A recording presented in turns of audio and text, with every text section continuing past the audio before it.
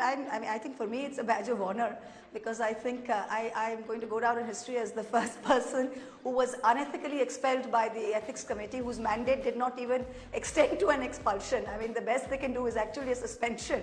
It is only the Privileges Committee that can recommend an expulsion. So even that, these people in their haste didn't get right. But be that as it may, this was a fixed match from the beginning. And today, as I think you've tweeted about it as well, that the draft report was not circulated. Last night at night, it was given to NDTV, which is the Adani-owned channel. Please don't beep this out.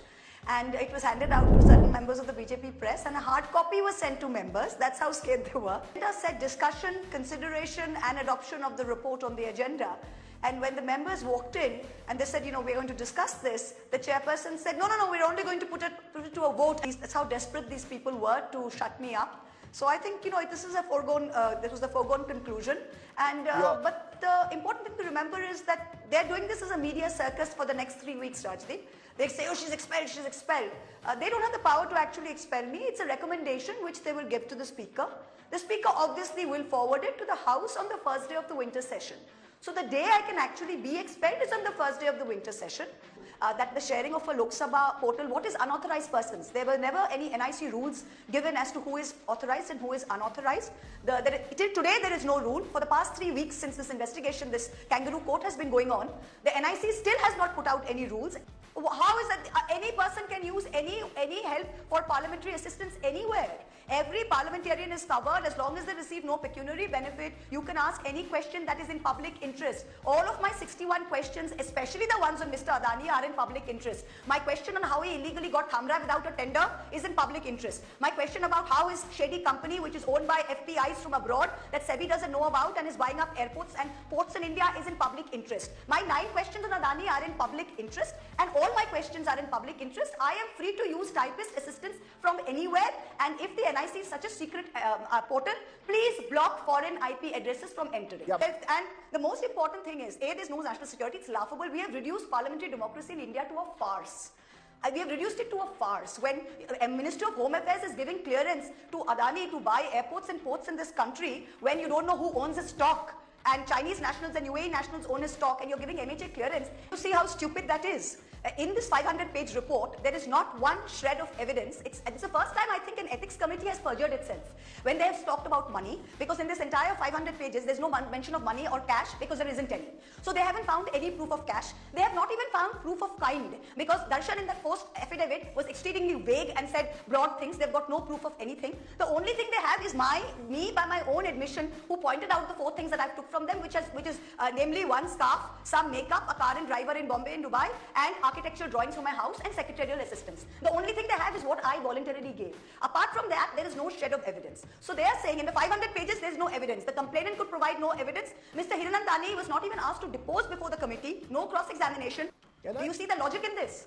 On the national security, there's no logic. It's illogical and patently absurd. On the second point, they haven't found anything. In the 500 pages, there is not one line of 1 rupee or even one gift. Others have delved into opinion. I am intent on talking only facts.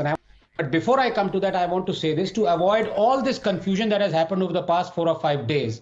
I think we should emulate what happens in America and other countries, where parliamentary proceedings and also committee proceedings are telecast live.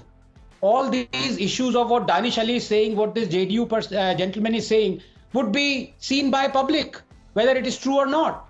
I don't know why, if you can telecast things in America, all these committees, why should you not telecast them here live, like you're telecasting the proceedings of Lok Sabha and Rajya Sabha? So that's point number 1. Point number 2, all this hullabaloo is over whether login and password giving is within the rules. Let me now, and this is very important, of IT resources of Government of India, guidelines for use of IT devices on government network, password policy of Government of India, quoting verbatim now. Section 2.4, sharing of data. Users shall not share their accounts, passwords, security tokens, personal identification numbers, digital signatures, certificate or similar information or devices which is used for identification and authorization purposes. Section 3, policy 3.1, policy statement 3.1.1 for users having accounts of accessing system services. 3.1.1.1, users shall be responsible for all activity performed with their personal user ID. Users shall not permit others to perform any activity with their user IDs or perform any activity with IDs belonging to other users. 3.1.19 passwords or personal accounts should not be revealed to the controlling officer or any co-worker even while on vacation unless permitted to do so by the designated authority. 3.1.1.15 the password shall be changed immediately if the password is suspected of being disclosed. The issue is not that somebody raised questions about Adani, so please get that fact right. Number two, Swati, why is it that Mr. Sisodia and Mr. Jain and now Mr. Sanjay Singh have been either denied bail or are in judicial custody? It's not because Amit Shah or Narendra Modi has alleged something against them. It is because somebody who was a very close associate of theirs has turned approver. That is the reason. He is spilling the beans. And like what Mr. Tehseen Poonawalla has said here, the ex-boyfriend, whoever the partner may be, the allegations are serious, not because a BJP MP has made it or because it goes to the privileges committee. They are serious because this is almost a first-hand account of what transpired. So almost it is an approver talking. Now here I do agree with Tehseen. When that the so-called approver, as I'm calling the lawyer, was privy to all this blatant criminality, I would say, and I'll come to that in a minute, what criminality is here that is constituted. He was privy to it as an officer of the law, officer of the court. It was his moral and ethical obligation to actually not oversee it. That he oversaw it makes him an approver. That means also criminally liable. I hope Tehseen agrees with me. So yes, he does have a point, but the point is that this whole story is murkier.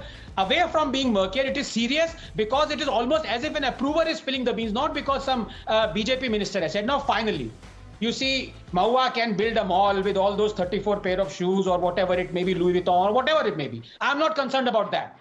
What concerns me is, and let me quote here, a serious minister, sitting minister of BJP, he's just tweeted, it is true that this company was actively and aggressively lobbying for data localization. Language used in the parliamentary question is very similar. Linking need for data localization to data breaches to that used within the head of this company met me.